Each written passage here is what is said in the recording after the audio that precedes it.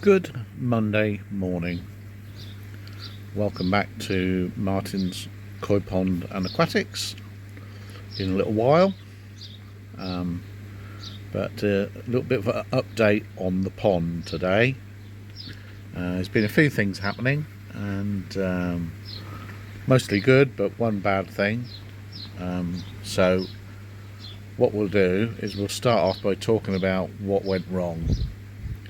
Well, I had just there the Evolution Aqua auto feeder,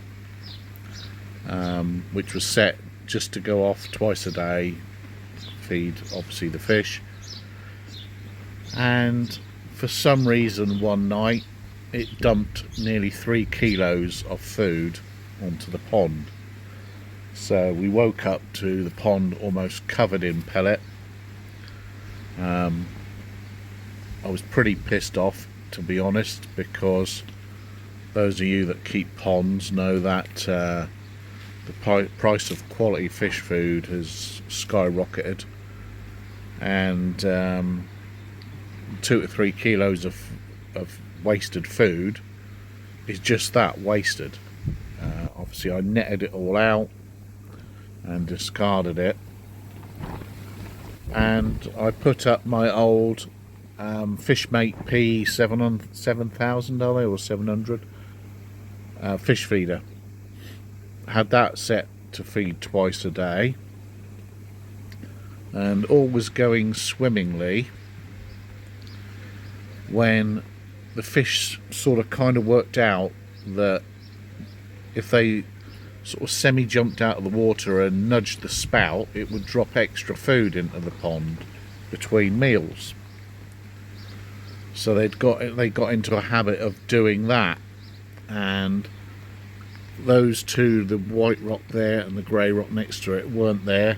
The fish mate was screwed down directly onto the breeze block wall, and for a few days, like I said, the fish were between meals jumping up and nudging the spout and getting free food.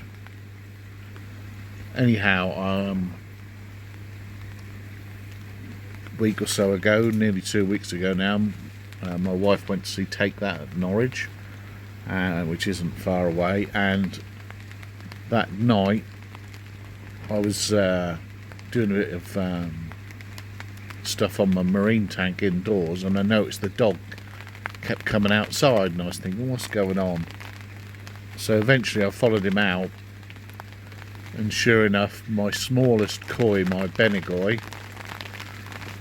in all the commotion of the fish trying to jump up and get the free pellets, had somehow got out of the pond and was dead on the grass.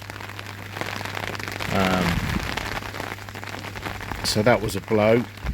I'd had that fish since I think it was May last year. It was the newest koi in the pond and the smallest. It's just started to rain. So unfortunately we lost a fish. Now as a result, I've taken the fish feeders off. I don't trust either of them now, and I am hand feeding twice a day. I am now retired, so it's not that I'm out at work or out and out a lot. I'm here most days, so feeding them is actually a joy, isn't it? Feeding your fish, it's one of the nice parts of the hobby, really. So I'm back to hand feeding. Now something else I've done since my last pond update was this last weekend I caught out all the goldfish bar the 2 shambunkins. So that was 8 goldfish and 4 tamasaba, and I took them to King's Lynn Koi and traded them back in for a white sturgeon, which is somewhere on the bottom of the pond. It's my first new fish in over a year, because koi wise I'm really happy with the stock I've got. I'm not, well, there was the sturgeon just there, you might have seen it. I'm not going to replace the Benigoi in the short term. Just going to leave it as we are. I've got about, I think it is either 17 or 18 koi, one grass carp, a white sturgeon, and a single golden tench, which I'll come on to in a minute. So yeah, I took all the goldfish in to Kings and Koi. I originally said didn't want anything for them, but I saw they had some white sturgeon, and I asked if I could trade them for them, which was a pretty good deal for them, I would think, because 12 fish to sell, they're gonna do all right off them. And I got a white sturgeon, which was something I've always wanted in the pond. I do like sturgeon. I don't like the fact it restricts my options now medication wise, but touch wood, I've not had a parasite in the pond for about 16 months now, and the fish are all doing absolutely fine and healthy this year. I do think a lot of the times we get parasites, it's down to the fact we're chopping and changing fish, and the fish in this pond, like I say, have been constant since last May, so nothing has been brought in to perhaps introduce something. I haven't scraped them, having said that, but I'm sure you can see they are looking fabulous and no obvious signs of any problems with them.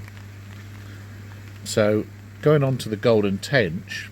Now, I bought two golden tench, and they were tiny, only about 1.5 inches, last spring, and one died after about 2 months. Found it dead on the side of the pond, in the water, but floating. And then the other one I literally had not seen since about June, July last year. Not seen it at all. And sure enough, it's reappeared. It's coming up now to take pellets off the surface. It's mooching around the pond with the koi. So where that has been for best part of the year, I can only guess, and someone suggested this to me, and I think they're probably right. It was hiding in a fold of the liner, because it doesn't matter how careful you are with a liner pond, you do get some folds that have like little water pockets in them, and I would guess he's been living in one of them and probably just nipping out for food when there's no one about. He's quite shy, but while I'm sitting here just quietly watching the pond, the last couple of days he has been coming out. That's one of the 2 shabunkins. They are going to my friend Andy, who is currently in the process of building a 2-metre raised goldfish pond, but he's going to stock it only with shabunkins. He's got some of his own from when he lived in another house there on holiday, and been on holiday for a couple of years in someone else's pond. And I said when I was getting rid of the goldfish out of here that I would keep my 2 shabunkins because they're massive. I would keep them and he could have them for nothing. So there's the white sturgeon. It's about, I don't know, 12 inches to 14 inches. One of the shabunkins just jumped out. I hope you saw that. So food wise, at the moment I am feeding a mixture of pellet, Coppens OSW, herons, wheat germ, and some herons multicoloured very lightweight pellets, which I don't really like, so I'm not going to get them again. So that's what the koi are having. And the sturgeon, I've bought some Kingsland Koi Elite sinking pellets. They're only like 2 to 3 millimetre, and what I do is I put a load of food in for the koi will come up for that, and then I'll throw the sinking pellets in the other end of the pond, and hopefully the sturgeon is getting a feed off that. I'm sure he will find out any invertebrates or anything else that might be on the bottom of the pond and eat that. Don't really know a lot about keeping them, other than you can't use quite a lot of the medications that we normally use for the koi for things like flukes and trichodina, etc. So that is your update. I've waffled on for 11 minutes, could you believe that, in one take, with no script. And I hope you agree the pond is looking fabulous. The koi have got absolutely massive this winter. Still one or two slower growers, but the thing that people have said, like my daughter and my older son who visit less frequently, is how shocked they were at how much the fish had grown over the winter. So I see it all the time, so I don't notice it so much, but obviously they notice it because they don't see the fish every day. So that's my update. I hope you enjoyed it, and I will catch you in the next one, which will be an update on the marine aquarium, which, touch wood, is doing awesome. Look after your ponds. Bye for now.